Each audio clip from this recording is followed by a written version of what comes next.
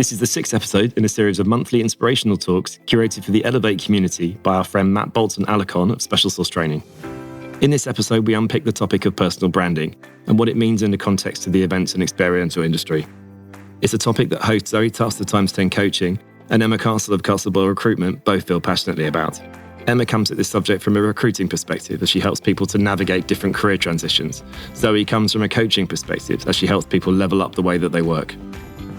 We chat to Stacey Mayhew, Senior Experiential Producer at Pinterest, and David O'Geist, founder of brand experience and experiential agency Nobody's Cafe, about reputation, credibility, and authenticity. During this episode, Zoe, Emma, Stacey, and David ask the question, what do people say about you when you're not in the room? Talk about 360-degree authentic versions of ourselves, discuss how a personal brand is not a shiny version of yourself, and share tips to help you get in the driving seat, advocate for yourself, and tell your story.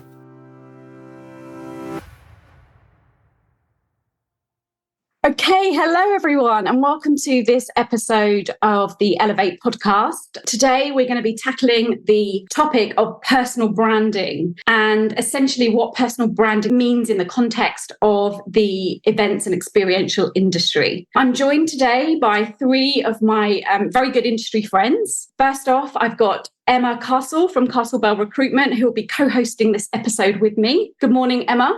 Good morning, Zoe. Then we have Stacey Mayhew, who is the Senior Experiential Producer at Pinterest. Hello, good morning. And finally, we're joined by David O'Geist, who is founder of brand experience agency Nobody's Cafe. Hi, everyone. How are we doing? Together, we're going to be exploring what personal brand means. And I'm going to be asking David and Stacey some killer questions to really unpick this topic and see kind of how their personal brand has manifested for them and the impact that it's made in their career journey as they've navigated the roller coaster ride that is the crazy world of live events. Okay, so what's our motivation for looking at this topic today? Well, the reason that we're going to be exploring this personal brand topic is because it's a topic that Emma and I both feel really passionately about. Emma comes at this from a recruiter perspective as she helps people navigate their different career transitions and help them in their moving from one role to another. I come at it from a coaching perspective, which is really helping people take on different challenges in their career and really help them level up their approach and the way that they work. One of the things that we see is we get to work with some amazing talent in this industry, but so often the people that we see in front of us haven't really spent the time or given their personal brand the attention that it needs. So they're unable to really sell themselves and they're really unable to kind of showcase their true value. So this is a topic that we're really, really passionate about. And we're hoping by exploring it with Stacey and David today, that we're going to give you some really nice tools and tricks to really help you get in the driving seat and really help you to tell your career story and advocate for yourself in a much more powerful way. So I'm going to put these questions to you, Stacey and David. The first question is, when I say the word personal brand, what does it mean to you? And I'm going to come to you first, Stacey, if that's okay. Yeah, absolutely. Well, firstly, thank you for inviting me on the podcast. Super excited to have this little chat with you all and really excited to provide some insight for Elevate community. And yeah, I love personal branding. I am obsessed with personal branding. So this is a subject that's really close to my heart and I'm really excited to talk about as well. But what is personal brand? I think it's important to kind of caveat, I suppose, firstly, when we talk about personal brand, that people kind of feel quite daunted by that and quite scared by it. And it is quite overwhelming sometimes. And, you know, I would definitely say that I've been in that place before where I felt very overwhelmed thinking about what my personal brand is and how to build it. For me, personal brand, I think it really is about how you want people to see you. And, you know, it's effectively what people kind of say about you when you're not in the room, you know, how they're advocating for you. It's a really kind of intentional piece, I think, you know, and it's kind of making your mark on the world. It's telling people who you are, what you're about, what you believe in and what your values are. So it's I think I like to look at it as kind of creating a more well-rounded sort of 360 version of myself. You know, we're all 3D humans. So it's just about creating that kind of 360 sphere that, you know, people know what I'm really into, what I'm really passionate about, what my opinions are. From that, Stacey, I'm taking that, you know, it's about kind of really proactively shaping people's opinions of you. Yeah, absolutely. Yeah. I want people to know that what my interests are outside of my day-to-day role. I might be, working in experiential production, but I also have, a love for photography, a love for food, a love for travel. So all of those things make up me as a person, and I'll have particular opinions or thoughts and views on certain things that are either in the industry or outside of my industry. And I want people to know me as that person in full, rather than just me as the person that works in experiential. Brilliant. And coming to you, David, how do you see it? Yeah, some of the stuff Stacey said there, I think it is seen as quite a daunting thing when people talk about personal brand. I think for me, I find the words personal brand a little bit off-putting as well. I think about it as just being, this is who I am. I don't necessarily think of it as being a brand or anything like that, or anything separate from who I am. It's just me showcasing my personality and the things that I like, rather than me trying to sort of shape anything specifically. Sometimes, and that's why whenever I do talk, I'll talk about various topics. I won't necessarily talk about a single topic, because that's not what my life is. It's not like Stacey's saying there, like it's 3D. There isn't just like one lane that I constantly go down. Like I look at music, I look at travel, I look at different types of content, film, basketball, loads of things. And that's what makes up me, including some like my values and my ambitions, my goals, and all the kind of the ways I think about things. So I think people find it a little bit daunting, because it's this idea that they need to replicate what someone else's like personal brand is. Like they'll look at someone's popular personal brand or popular figure, or someone that's either a celebrity, or if it's in like Elevate community, for example, people will look at people within that community and be like, oh, they're more senior, so therefore I need to be like them. And when really the reality is, no, you need to be like yourself, and showcase who you are. And that's what you really need to be doing. And I think that's where people get a little bit unstuck when it comes to personal brand, because they'll see someone that's doing well on, for example, something like LinkedIn, and they'll think, oh, I need to be like that person. Not really. That person's just being themselves, and you need to be yourselves. And I think if people sort of like saw that element of personal brand, then I think it'd be a little less scary. Yeah, and what I'm picking there for you, David, is that the word personal brand, people interpret that it has to be something like really external, that you kind of like a shiny version of yourself. And what you're saying is that term is unhelpful. It's completely opposite of that. Your personal brand is who you true authentically are, and it's your opportunity to have the freedom and the flexibility to kind of showcase that however you choose. Yeah, definitely. And I think obviously the reason sort of like the idea of personal brand has grown and grown is because of social media.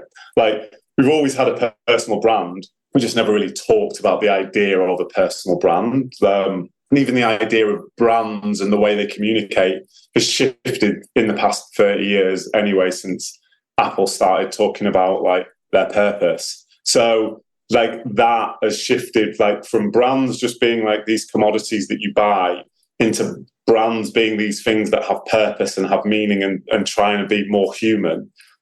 Then the idea of like personal brand is developed from brands trying to be human. Now humans are trying to be brands. So it's like, it's this strange shift that you get between the two. But the reality is it's just who you always were before social media existed and before Apple started having any purpose. You were just always you to the people you met. And that was really just your personal brand. Now you might post about it, and you might post about the things you like, or where you go on holiday, or bits like that. Or you might write an article about something, but those things still existed 30 years ago. There were still writers, like Dickens had a personal brand, and he had thoughts and feelings, and so nothing's really shifted on since then. I don't know why Dickens was the only person from that's the one I've gone for. You've been doing your history lessons this week, David. Yeah. Well, just coming back to what you said, Stacey, I really concur with the idea that personal brand is simply put, what people say about you when you're not in the room. So I did a little experiment before we came onto this podcast, which I haven't told you about, but I reached out to a couple of people in your network and I asked them what they do actually say about you when you're not in the room. Oh, okay. Yeah. This is about to be, this is actually, Stacey, this is your life. We have a big red book, and this is your life. I promise this is the only surprise I'm going to land on you. But Stacey, I reached out to Hey Tang, who is project manager at Bolton-Alarcón, and you mentored Hey in season 6, 21-22, is that right? Did, yes. Hi, Hey, hope you're listening. This is what Hey had to say about you. As my Elevate mentor, one of the things I value most about Stacey was her openness about the challenges and mistakes she's faced in her career and the steps she's taken to address them. For me, it was really reassuring to know that these challenges, which I've also experienced, have been shared by someone who has achieved as much in the industry as Stacey has. Stacey is clearly very good at what she does, and she has achieved some great things. But for me, what sets her apart is her great personality and her willingness to pass on her experience, knowledge, and expertise. So, sorry to embarrass you, Stacey, but how does it feel to hear that back? I mean, I am awful at taking compliments and I hate hearing anything about myself, but that's really lovely to hear. And it's so nice to, I think it's such a great kind of test to kind of see how people see you, because, you always have a vision of yourself, and it's definitely always different to how people kind of perceive you to be. So I love that's what Hay's thoughts are of me. And actually that's how I'd love to come across. I want to be a really helpful, valuable person. And the reason I'm part of Elevate is to be able to give back and to help people, in the industry, give them a leg up, because, I think when I was, starting out the industry, that unfortunately this didn't exist at the time, and I would have loved it if it was there, because I really see the value in what this program brings to everybody. So my reason for being is exactly that, and I'm really glad that that's kind of come across for Hay, and that it's been a helpful experience to partner with him and work on his journey through the industry as well. So yeah, I'm really glad to hear it. Yeah, and it kind of goes full circle, because I've mentioned to a couple of people that I reached out to Hay, and when I mentioned Hay's name, I mentioned his name to Emma this morning, and she's like, "Oh my God, he's such a great guy. He's one to watch." Do you see what I mean? So this is kind of this personal brand is kind of working all the time. So again, being intentional, getting in the driving seat of it is really important. So David, I guess you know what's coming now. So I actually reached out to Rebecca Dell, who is managing agent and producer at The Different Folk. This is what she had to say about you. She said, "One of the things I most value about David is his authenticity. He is not only supportive and encouraging, but as a mentor, he's also willing to be transparent about his personal experience to give you a very real, genuine narrative to aspire to." So what comes up for you, David, there? Well, that's amazing to sort of hear that feedback. And it's kind of like I was saying, it's just me. So you just have to be who you are and be authentic to that, and I'm glad that's sort of shone through in the work that I've done, and the mentoring through Elevate that I've done with Rebecca. It is about showcasing the fact that life isn't perfect, and sometimes it might appear perfect and shiny, and people often look in on social media, or if you're talking on a panel or you're talking on a podcast or whatever they might see, and and they view that, it must all be shiny, and that's just not what life is. And I think sometimes showcasing some of those cracks helps people understand that it's they can aspire to get to wherever they want to get to, which might not be the same place that you're at as well. People might not aspire to be doing what I'm doing, but it's not necessarily even about that. It's about aspiring to do what they want to do and being able to showcase, look, this is who I am. I got to where I wanted to get, and I'm still ambitious and still places I want to go. But there's cracks along the way, and I think sometimes people try and smooth over, avoid, not let those cracks show, even when they're having one-to-one conversations, which a lot of the sort of the mentoring is. And I think that's what's really good about Elevate and that community, is it's the opportunity to kind of get past that sort of social media and industry facade, and you're actually just speaking to someone one-on-one. And that's where you get the ability to just kind of showcase, look, yes, this is what people might think of me from seeing me on campaign or whatever, or wherever it might be, but like, this is who I really am. And this is like behind the curtain. So like Wizard of Oz kind of thing that I think social media kind of creates. So yeah, and it's just kind of making sure those marry the personal brand on social and the person you are as well. So yeah, I know. Yeah, you both shared with me like authenticity is really key, like peeling back those layers. And you've both really demonstrated in your mentoring journey, by the sounds of it, your vulnerability. And that's the thing that's really stood out to your two mentees as being most valuable. So, authenticity, I think, is the key message here. And coming to you, have you got any builds here? Yeah, I mean, I've just literally scribbled down the word natural, because I think personal brand has to be natural, and otherwise people just aren't going to buy into it. And I think, we've also touched on how daunting that can be. And actually, if we're being natural, it doesn't have to be daunting. And, if you do it step by step and, put out small feelers in terms of different sort of mediums of personal brand, be it a CV, a LinkedIn profile, even sort of how you turn up at a meeting, and greet, the receptionist or whoever it might be. I think, that all sort of makes up that picture of a personal brand. So perhaps it doesn't need to be quite so terrifying.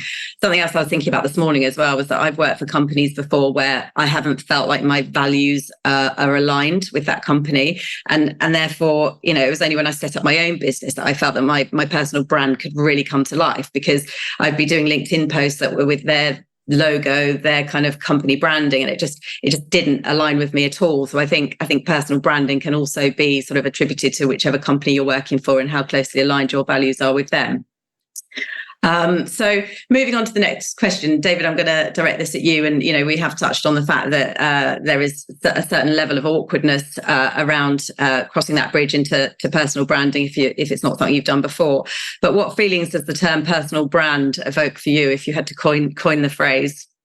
Yeah, like it does, just the wording of personal brand, like, I don't know, it does just make you feel like that, and it shouldn't, and I don't think it's a bad thing. And just because I say, like, sometimes, and I think ick may be the wrong word, like just a little cringe, and that's potentially because it feels like when you're saying that you're doing that, it's making it sound like it's something that's forced.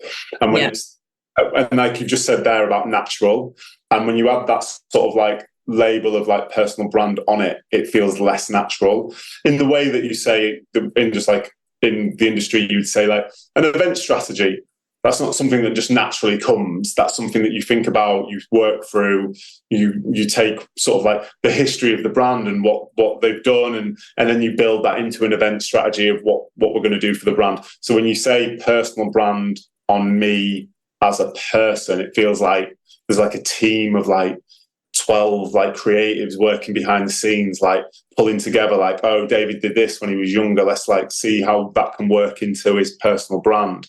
Like that that's what it envisions in my head, and that's not really what it is. It's just me being me all the time, and that's what I try to do. So that's why the wording of it just kind of puts that kind of like cringe factor and unnatural factor to what it actually is. And I think we've touched on it before. I think that's what makes it a little bit scary for people to kind of do that, because they feel like, oh, there needs to be like loads of things working, and I need to like sit down and think about it and address, and like I can't talk about this thing and that element, and I know it is how you show up in person as well. And I think people are better at that. I think people are better at showing up in person as themselves. And I think the idea of trying to show up as something different that's really scary for a lot of people. I think when it comes to a lot of like personal brand, as we discuss it, a lot of it comes down to like social media and how they're posting. And I think you said there about like when you were with one company and you didn't feel like you aligned to it, it was harder to want to post, and it felt unnatural. But I bet in those times it was unlikely you felt unnatural as you when you were with your friends and with other colleagues. You probably felt natural in yourself. But it's sometimes when you're taking that person and then trying to put them into the social landscape. And I was actually having a conversation the other day with a quite popular influencer, and they sort of like struggle because they just only talked about one aspect of their life on social media. And now they're like, well, I'm actually like loads of different things, but I created an audience because I talked about one thing. And now when I talk about these other things, everyone doesn't care. And they're like, sometimes they'll get comments saying like, why are you talking about this? And it's like, well, that's always who I've been. I only showed you one section of that. And because you followed me for one section of that, you now think that that's all I talk about. And I think that's a really interesting thing about making sure that it is natural to who you are and you showcase the breadth of who you are rather than just like one aspect of yourself. Yeah, definitely. And I think you can tell when it's contrived, can't you? You know, there are certain people on LinkedIn, for example, that I just read their posts and I know exactly why they're doing that. And it doesn't feel like it's flowing and coming from a natural place. And I think that can be really dangerous as well. And so coming back to you, Stacey, what feelings does that term evoke for you?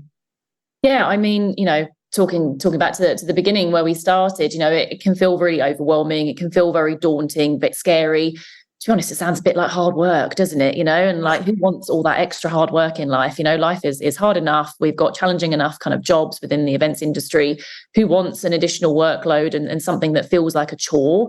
And I think that's certainly what I kind of initially felt like, you know, personal branding was for me. And at times it became that as well. You know, I kind of put that pressure on myself to have to perform and, you know, felt like I had to constantly be posting on all of these different channels. And, you know, I had to be seen to be talking about all these different topics and, you know, making sure that I was posting at exactly the same time at every day of every week and at the right times for the algorithms to pick up. And honestly, like, I'm not trying to be an influencer. That's not for me. So unless that is where you're headed, then good luck with that. But otherwise, I think, you know, keeping it natural, posting when you feel like it, when something catches your eye, just, you know, talking about it naturally, because, you know, just, you got to think about it in terms of just being a normal person. And if you were with your friends or with your colleagues, you know, you wouldn't be planning to talk about exact things at exact times. You'd just be, you know, saying, oh, you know, this caught my eye the other day. I saw this. What do you think of it, etc. So just keeping that kind of natural flow, I think, is really important there. So you know, yeah, you know, not allowing yourself to become overwhelmed, I think, by that feeling of it.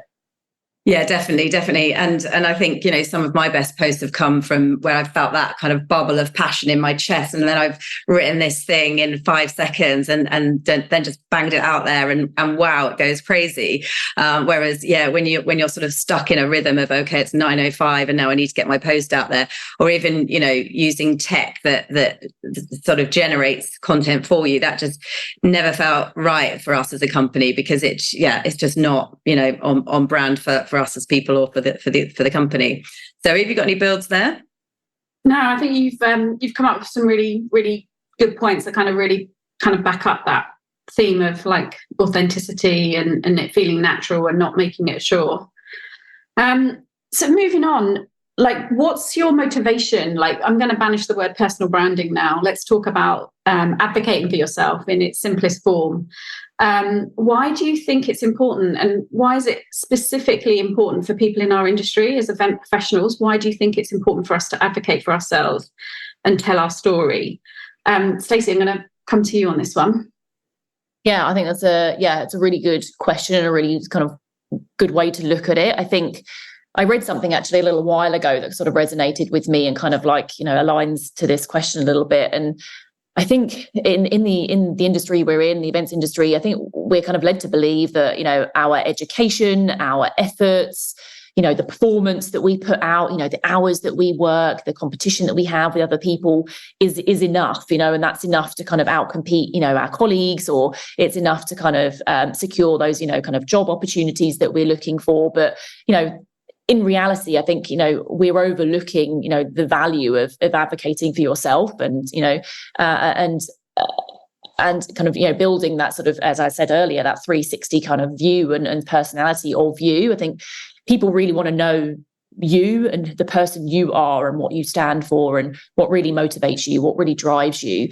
And so, you know, they want to work with a person. They don't want to work with a robot, right? They don't want to work with someone that just, you know, can work all of these different hours. And is this certain person when they come in to do their job role? So I think, you know, being able to kind of clearly differentiate your value and what you bring to the table and you know, is is a really great thing, and it is something that's going to is going to serve you further in life. Yeah, I love that. And I think this is such a common mistake people make, especially when they're in career transition and they might be going for interviews, for example. They might get that question, tell me about yourself, or give me some examples. And what I think Emma's going to nod along here, but what people do is they talk about what they've done and not why they've done it or the impact. And it is the impact that really tells a whole different level of a compelling story. The fact that you're an experiential producer, like there's plenty of them out there, but the fact that you are an experiential producer that produces these standout events for a big tech brand, and these are the results that I've driven, these are the tangible outcomes. And I think you're right, Stacey, it's just not enough just to do a good job and hope for the best. Like if you can really start to be able to talk about the problem you solved, the role you played, the impact that you have, again, in a really nice, concise way, you're going to be able to advocate for yourself in a much more powerful way. Is that what you... Absolutely. Absolutely. Yeah. I think it is really about distinguishing, I almost would say distinguishing your kind of reputation, if you like, from your kind of personal brand. I know we're trying not to use that word, but, distinguishing your reputation from your personal brand, because, your reputation is essentially made up of, opinions and beliefs that people form and hold about you. But, your personal brand really is much more intentional, as I sort of said to earlier. It's how you want people to see you. And, it's really giving them visibility into the values that you really outwardly represent and the reasons why you've made certain choices and certain decisions, whether that be a job role or, a certain decision that you've made within a project, and how to, show up in an environment. So, yeah. And I really think as a sector, it's something we need to get better at. We're always talking about ROI and, we harp on about it. But if we can just make that more granular and showcase the return on investment of employing somebody like me, we're going to do a much better job. And I think our industry we work in one of the most creative, exciting industries, and we could just do a better job at telling our story, showcasing all the amazing places we're going to, the different applications of the work that we're doing and the value that we're driving. I think if we can tell our story in a more compelling way, collectively, we're going to make much more of an impact. David, what's coming up for you in this space? Yeah, and I think there's some things that Stacey said there that just want to touch on as well. I think like reputation and personal brand, they are different, but they do need to marry up. So if your personal brand is you go out and you tell the world that you're a hard worker, but your reputation is like you shirk from work, then they very quickly fall down because they need to match up. So I think, yes, the personal brand is like, or how you advocate for yourself and what you say about yourself needs to match up with what you've done in the past as well. So I think there's two things there that we just need to make sure that people are doing, because I know you're saying about there, like what they've done in their past. And when someone says like, tell me about yourself, I think also when someone in an interview process says, tell me about yourself, it's not always work. So they're not always asking like, tell me about the work that you've done, because that's a different question. Tell me about yourself and who you are. That's one question. Tell me about your work. Generally, your CV's already done most of that. So they'll generally say like, tell me more about what's on your CV. If they say, tell me about yourself, like open up and say like, I like to play basketball, or I did before I got old. And then those type of things, like I like playing computer games, or I like watching, like those things, like there's other things to have that conversation with a person. And I think in that sense of like advocating for yourself, that Stacey was saying, people like to work with people. So if you're in a job interview in the events industry and someone's asking you to tell you about yourself, like talk about yourself. I think something else that Emma was saying about like the values of the company, a lot of the time when you're in that interview process, you're not fully honest about your values in the interview process, and then the interviewer isn't fully honest about the values of the company, and so then you get somewhere and you're like, oh, like this employee and this employer are totally unmatched, because there wasn't the advocacy for who you are in the interview process, because there's like the desire to get the job rather than the desire to get the right job. And I think sometimes when you are more vocal about who you are, then more of the right stuff and the right career and the right people and the right connections and the right community will come towards you. because you're vocal about who you are, and so people go, oh, I like that as well, and I did that as well, or I've been there as well, or like I love that band, or you know what I mean. And then you like you were saying, like in terms of like the creativity, and we are a very creative industry in the events industry, and it's about like showcasing that from like, what creativity do you like? Is it the same as like your potential employer, or is it the same as another potential employer that goes, oh, I love that you love this sort of stuff. This is the exact sort of stuff that we want to be doing in the company that we're building. Come work with us. Oh, amazing, perfect, harmony. So it's those little bits about like advocating for yourself that helps that all marry up. But like I was saying, that reputation of those things needs to also marry up. So if you say that you love watching films, and then someone says like, what did you think of the new Scorsese film? And you're like, oh, I've never seen a Scorsese film, and I've never actually watched films. Then it falls down really quickly. So it's those little things. I think another thing you were saying as well is about this, like the events industry, and about us advocating for ourselves. In the creative industry, when you look at other elements of traditional marketing that have been around for a bit longer, like the events industry and the experiential industry as it is quite young. So we are sort of like 10 years old. Like before that, potentially a lot of experiential was just a lot of sampling. We're now in this period where like we're getting a lot of like very creative, incredible experiences for some incredible agencies and incredible like internal teams like Stacey at Pinterest. Like we are getting some brilliant work, like, and that is potentially a little bit different than what was seen 10 years ago, 15 years ago. So now we're moving into this. We're now getting recognition from other angles that we weren't getting recognition from before. So like the industry press and bits like that, in the sense that like they all used to talk about like, what's the new John Lewis Christmas advert going to be? And like that was the big thing. So those creatives in agencies like that were the ones that got shouted about, and they became more comfortable with shouting about themselves because the industry shouted about them as well. So a lot of the awards would go to them as the most creative people, a lot of the press and the articles, etc., etc. There was nothing like Elevate Mentoring around that was pushing events industry when I came into the industry 15 years ago, that it didn't exist. So these things that we're now getting, and this desire, and the reason we're not advocating for ourselves is kind of because we're kind of new, and like what we're doing and some of the creative work and like how creative we really are, like is just shining through now. So I think things like this podcast, things like Elevate Mentoring, people that have been through a lot, and like New Gen that Pete's working on within Elevate, that's going to look at people from underprivileged backgrounds coming into the industry.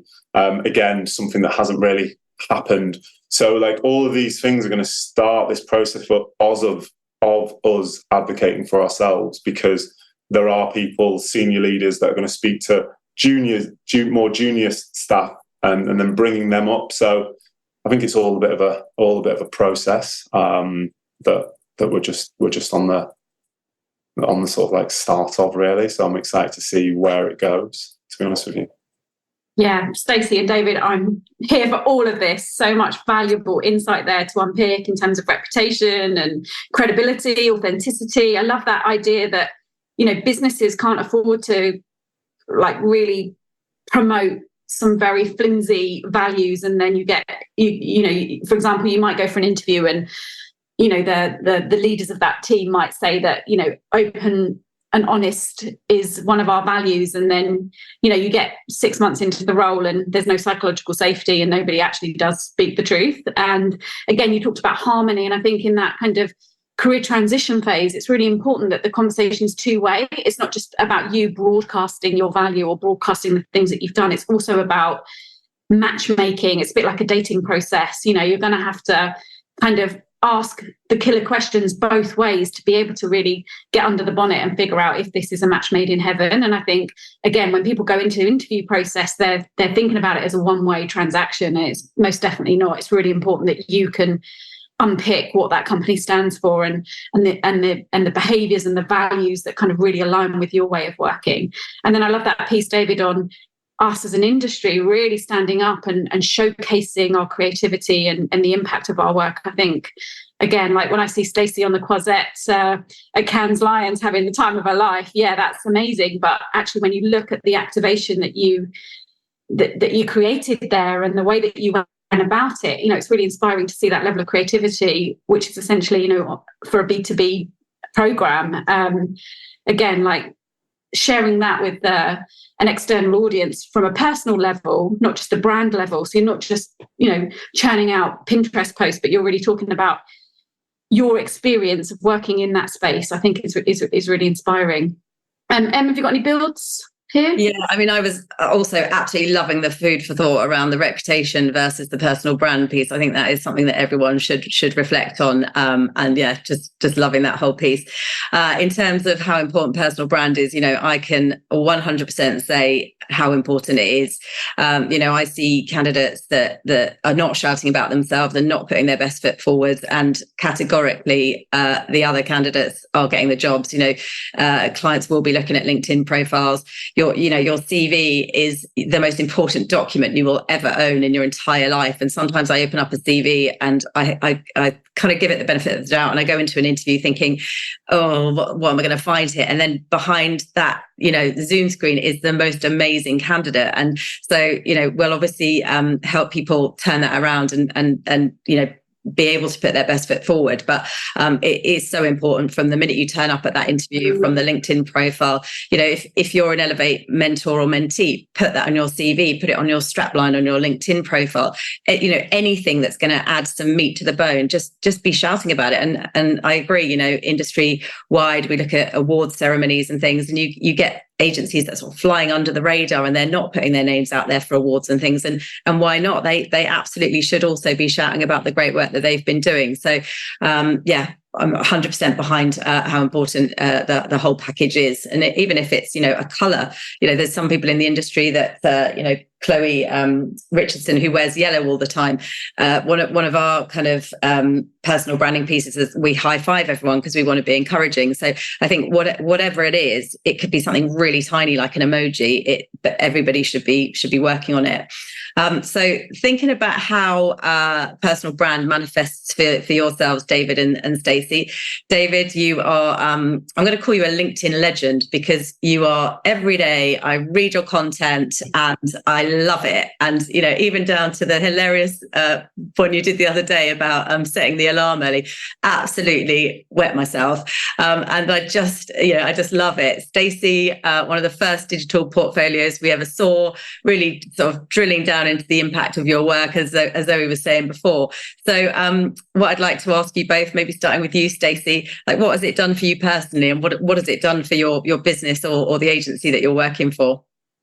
Yeah, I mean, it did so much. I think, I really kind of lent into building my personal brands because towards the end of my days when I was working in agency and I moved into freelance before I ended up in the role that I am now. And, I knew that going into the world of freelancing, there was so much competition. There were so many great people out there that, I knew of, that I'd worked with, that, A, had a really good reputation, but also B, had a really great personal brand around them and, really sold themselves to the industry. And, I knew of them, they were on my radar. And that was why, because they were out there advocating for themselves all of the time. And so I kind of sat back and thought, well, what am I going to do? Like, how am I going to stand out? People know me as Stacey that works in this agency now, but how are they going to know me as Stacey, the freelancer and the person that, you want on your jobs, but, for these reasons. And this is why we want to work with that person. And so I just kind of sat there and thought, I get bored writing CVs. I get bored writing cover letters. And I was like, I just want something to be a little bit more fun. I'm a creative person. I work in a creative industry. Why not create something that's, that reflects that and, ultimately is going to start reflecting some of my personality. So I went down the route of creating my own brand. I had logos designed by a close friend. I built a website. I put my kind of skills up there, but I also talked about myself as a person and what I liked and, what I did and everything like that. And I think that, really served me really, really well. Like it helped me really make an impact quite quickly. As a new freelancer on the scene, it's really tough to get in there. Everyone has their favorites and their dependables and people are, potentially signed up to work, quite far in advance. So getting in there is hard work. But I think it definitely made that easier for me, enabled me to kind of reach out to people and send them this link to a website. And that had everything on it that they needed. I didn't need to go about writing, boring cover letters and CVs and adapting things all the time, because, I was very much of the opinion like, well, this is me. These are my skills. These are kind of like hard kind of things that come with me. I can do these things, but also this is me as a person, and this is what I represent, and these are my values, and this is what I like doing. So, if you like the whole package, then great, that's going to be a good fit for us. So yeah, I got so many compliments on it, and it was, again, I go back to, I'm not very good at taking compliments, but it was really lovely to hear and really nice to see that, people felt that it was quite refreshing, to be able to see something a little bit more visual than just, sifting through paper, and it, definitely helped stand me out and get me into roles. Yeah, that's brilliant. And I think that's the key thing, isn't it? Standing out from the crowd. And this is something that we were drilling into candidates during the pandemic when there were no jobs around, and Zoe and I were doing our workshops, to just having the ability to stand out from the crowd. But it also reminded me, and I have to be very careful here, but of an agency that is no longer around, but it was called Cunning Stunts. God, I nearly tripped up there. And someone went for an interview for a creative role, and they did a big sort of chalk drawing outside their front door. And again, just, their personal brand, just thinking outside the box. And obviously they went on to get the job. So yeah, I think that's really good advice. David, LinkedIn legend, tell us about your motivations and the impact that it has on you and your business. Well, I'll just jump back quickly just before talk LinkedIn, just about like the CV element, because you were saying about it being a very important document, and then obviously Stacey doing a digital one. I think just standing out a little bit, like all I did, I remember I didn't create a website, but I just went onto Google Slides and I put it black background, white writing. I had like an orange border around my CV, because orange is my favorite color, as is black. And that was kind of it just stood out amongst like normal, like standard word written CVs. It was such a little touch, but it helped stand out beyond just what they were getting as general PDFs. So I think obviously what Stacey's done is great, and like doing those things isn't difficult. Like building a website and what you can do on Squarespace and WordPress and all of these things, and Wix. And even if you've got a little bit more skill, like something like Webflow, like being able to design your CV onto something like that and put your CV onto something like that, and being able to send out a link, which everybody, like Stacey is saying, is like really easy to do and like easy to just click, I think is a great idea, just to help yourself stand out. And I think, again, just going back to what you were saying earlier, Zoe, about like the events industry being very creative. Sometimes I think we lean a lot into the logistical elements of what we do in the events industry, and that's sometimes why the creative element of what we do is overlooked. Because we do a lot of logistical stuff, venue hires and making sure there's enough chairs in the venue and all of those sort of things that some like you don't necessarily do when you're thinking about a billboard design or a TV advert. But it's like just showcasing that creativity before you've even walked into the door, like you were saying about that chalk drawing, I think is just, it's really important. So yeah, LinkedIn legend, not sure about that. I do post on LinkedIn a lot. I'm not sure about the legend part. For me, it was just the motivation of like, I enjoy the industry that I'm in. I enjoy finding other experiences, even if like I haven't put those experiences on. Like for example, the other day I posted a stunt that was done by PlayStation Australia, which was the Spider-Man truck, because I just thought it was great. And that's mainly why I post a lot of the stuff I do, I think. And this is going back to the start of the conversation about being natural. I do it because I enjoy searching around for the content. I consume a lot of content through like Instagram, TV, YouTube, LinkedIn itself, like Hypebeast, High Snobiety, Campaign, all of this stuff. Like I just consume generally through the day, and it's just seeing something I like and then sharing that with like just sharing that with a community of people. Sometimes people resonate with it, sometimes they don't. Sometimes I get very little views, sometimes I get a lot. Like the Spider-Man thing did extremely well because it resonated with a lot of people because it was great creative brand experience work and events work. So it's about that. And I think one thing I do think about, especially with like the mentoring element of things and Elevate and like obviously like new gen and younger people coming into the industry, like people think that like LinkedIn is like the be all and end all, and it's starting to become this like big thing that people think like, oh, I need to have loads of followers on LinkedIn to be able to get a job. Like there's been a lot of successful people before LinkedIn existed, and there will be a lot of successful people when LinkedIn eventually like vanishes, like Twitter is about to do.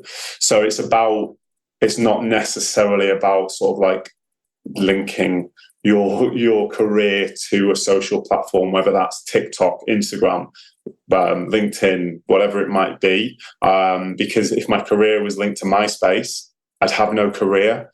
So it's about like how you sort of like represent yourself. And I think what Stacey's been saying about like how you show up and who you are and like what you do in other parts, and like that's like having a digital CV as well, and it all builds together to create this version of you. LinkedIn is like just somewhere I post things, and sometimes where people resonate with it, sometimes they don't. Well, I wouldn't do it if I didn't enjoy it. If I didn't enjoy looking for the content, and I didn't enjoy writing these things, and I didn't have something that I wanted to say, I wouldn't be posting it. And I think just like, especially like from a mentoring position and someone that's like a founder and a bit older in the events industry, I don't want people to think that they need to be great at LinkedIn for their career to prosper. Because it's really not true. Because like I didn't really even start posting on LinkedIn until about 2 years ago, year and a half ago maybe, when I was already a founder. I'd gone through a long process. I'd worked in Dubai for 2 years. I'd done events in the US and Europe and all of this stuff before I started posting on LinkedIn. So I didn't need LinkedIn to get to that point. So like for the business, it brings people and it creates conversations. And I think I posted the other day that one of the best things about LinkedIn is when you meet the people that you've connected with in real life, because that's what's important. I met a guy called Joe Rivers, who works out in the US in the events industry. We again connected because he'd done a post about Coachella and I'd written something else, and I was like, check out Joe's because he's done a better review of some of these things than I have. And he messaged me saying, oh, thanks for like shouting me out. I was like, well, we're all in the same boat. We're all talking about similar things, and it's just like it's great to connect. And so we went for a coffee a couple of weeks ago, and we actually like sat down and talked about the events industry, what we love about the events industry, and like why we're in it. And that's what's important as well. It's about like actually you're creating a community, I say, but those people all exist, and actually meeting those people and actually really connecting with those people beyond just being like, oh, we're connected on LinkedIn. Like actually look at, like, if you are on LinkedIn, look at your inbox, like try and go through like the actual inbox. And I know there is a lot of like people talking about lead generation. Sometimes I wonder, like, there's so many people talking about lead generation in LinkedIn, like who are they generating leads to? Because everyone's generating leads. Like I'm wondering who they're talking to, because so many people are generating leads. But there's sometimes the ability to speak to people you've never spoken to. There's sometimes the ability to reach out to someone that lives in America, that works in the same industry as you, and you go and meet and have a coffee when they're over in London. There's those opportunities in there, but I think a lot of people ignore the inbox. People will put up a post and then like not look at the comments after they put up a post, and not even speak to the people that have commented on their post. And like there's all these little things like. But that again is just like the sort of person I am. The reason I respond to everything in LinkedIn is because at one point I used to be like more sales driven and used to send LinkedIn things and not get a response. And I hate not getting a response. So I make sure I respond to people, even if it's just to say like, this isn't for me. Like, thank you for getting in touch, but this isn't for me, because that's who I am. So like we've said throughout this conversation, it's really just about being natural, about being authentic, enjoying what you do and not feeling like you're doing it because you have to. Because Stacey was saying, like, it turns into a bit of a job, doesn't it? And it's like, it becomes a chore, and it's like, well, life, like Stacey was saying, life's hard enough. So you don't need to make it harder. You can get by and have a great career by, like, yes, advocating for yourself. I fully agree with that. But that doesn't need to be on LinkedIn. Sometimes people need to do it in the jobs they're in. And I think part of it is, like, as Brits, we're not always the best at it. I used to have an American line manager, American boss, and they were like, to me and another one of my British counterparts, they were like, yeah, you just don't talk about, like, the work you're doing enough. Like, no one in the company knows the level of work that the two of you are doing, because you just don't shout about it enough. You should be sending emails around showcasing, hey, everyone, this is some of the initiatives that we've been working on in the company. Like, if you want to chat it through, like, send us an email and we'll sit down and talk. Like, those little things about advocating for yourself, like, you can do internally where you are, and, like, everyone knowing that you've worked on a project and the work you've done. So I think that's important. But yeah, don't read too much into LinkedIn and being a legend, apparently. But yeah. Well, so, yeah, I think that's really good advice. Just not getting too hung up on one part of the personal brand piece and going with whatever feels more natural and comfortable for you, whether it's your digital portfolio, your LinkedIn, or doing some sort of more behind the scenes stuff, whatever suits you. David, we've talked before about the fact that you wear a lot of black, but now you've told us that your favorite color is also orange. Will we be seeing you donning an orange suit at the next Elevate Networking event? It's unlikely you will be seeing me wearing an orange suit. Yeah, unless it's like a Dumber and Dumber Halloween sort of costume party, and I go in one of either the orange or the light blue suits that they were wearing. I don't think I will be. It's weird that it's my favourite colour. It's just always been my favourite colour, and I don't ever, like, wear it. Like I used to have a lime green bedroom. This is when I was a kid. But I used to have a totally lime green, every wall, fully lime green bedroom. And you just think about it, like, and now all I wear is, like, monochrome, like I'm wearing grey right now, but, like, that's as colourful as it's getting. And I just think back to the lime green bedroom I had, and yeah, here's massively changed. Maybe you'll surprise us one day. We'll live in hope. Maybe. So we've had a good old jig around in the topic of personal brand. We're reframing it personal advocacy. We're banning the word personal brand. We've talked about authenticity, credibility. We've talked about breaking it down and not making it a chore.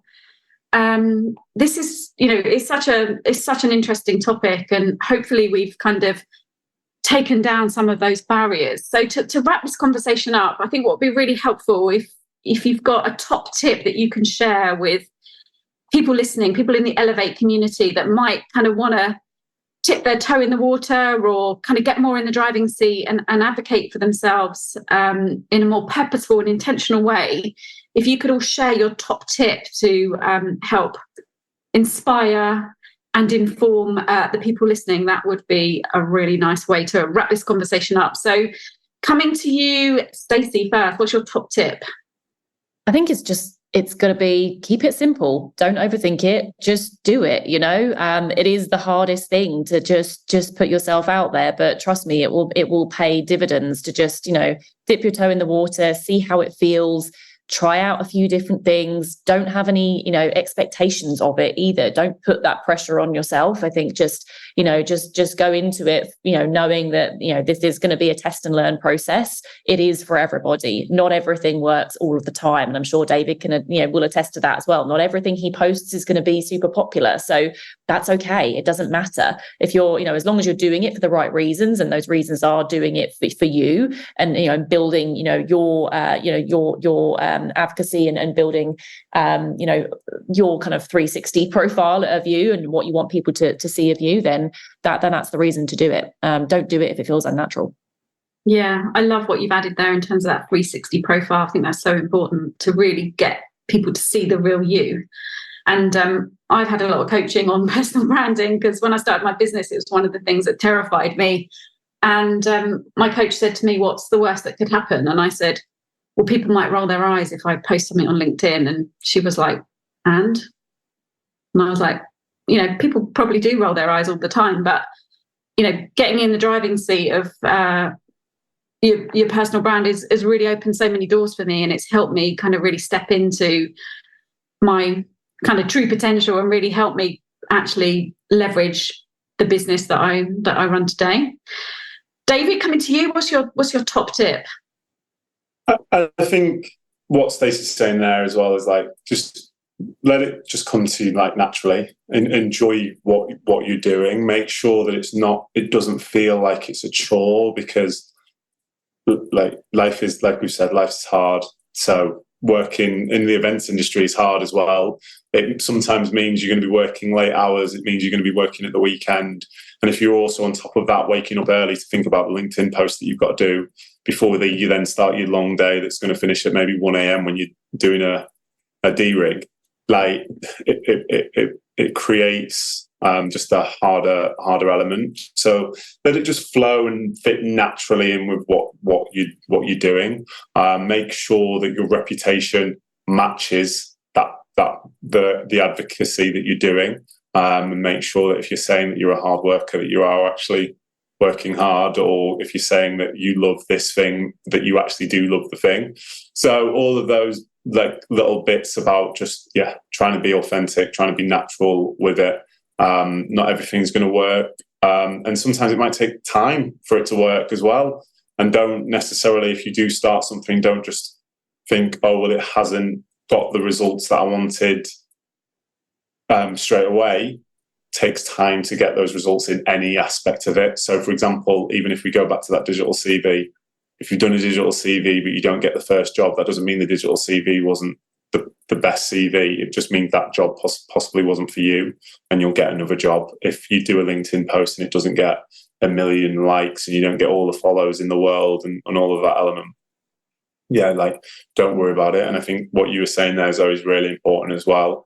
Like if someone's going to roll their eyes, like let them roll their eyes. I think we've got this idea that everything we post is being viewed at all points, and it will stick with us forever. The reality is most posts last about 24 hours before people have moved on to the next post, and if that, sometimes it lasts 10 minutes before people move on to the next post.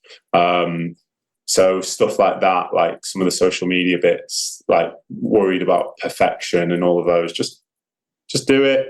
Sometimes someone will like it, sometimes they won't. Like you're not on I think people view sometimes social media like you're on this stage and however many followers you have are looking at you all the time, like what you're about to post, but that's not really how it is.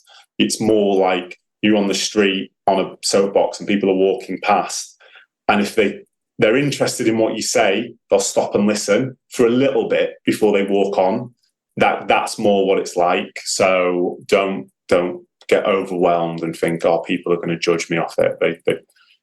If they read it, they might not even care. So don't worry too much. Just enjoy what you're doing. Love that. So back to Stacey's point, as long as you're adding value, like really connecting with your motivators, and to your point, David, you can feel the fear and do it anyway. Yeah, you're adding value. You're a value creator, a value enabler in this network. So just get out there and tell your story and add value. Emma, coming to you. Yeah, so I would reiterate that just do it. Just do it. The more you do it, the more comfortable you'll be with it. But if social media is not your thing, then absolutely, look at other elements of the personal brand and pick one or two of those just to sort of get yourself going. And I think that, just remembering that you can't please everyone all the time. You can't do that in life. So why would you be able to do that on a social media platform? And just because somebody hasn't sort of liked it by ticking the box, it doesn't mean they dislike it. It may just be that they're busy and they've seen it and they've moved on. So just trying to kind of have a bit of a thicker skin around numbers of likes, because it really is not the be all or end all at all. Great Definitely. advice there, Emma. My final tip is just more pragmatic. I always like to think of a single word. Like, one of my leading values is progression.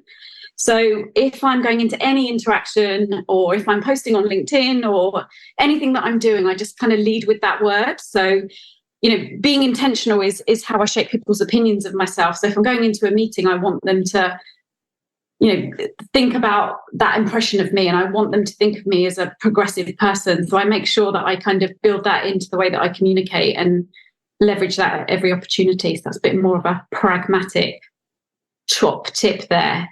So to wrap this conversation up, I just want to say thank you so much to Stacey, David, and to my lovely co-host, Emma. I really do hope that we've unpicked the tricky topic of personal branding and kind of really inspired and motivated people to get out there, feel the fear and do it anyway. Hopefully you've heard from Stacey and David in terms of their fear of doing it to when they first started getting going with it, but hopefully you've heard of the impact that actually being more intentional has had for them in their careers, and also for Emma and I too. So with that, I just want to encourage you all to really think about the way that you advocate for yourself. And if you do need any encouragement or support on this tricky topic, then do reach out to other people in the Elevate community, because as David said, we're all in this together, and we can definitely lean on each other to lift each other up and champion each other. Thank you so much. Yeah, thanks for having me. It's been a great conversation. Thanks ever so much. Yeah, it's been an absolute pleasure. Thanks so much for giving us this platform to talk this through.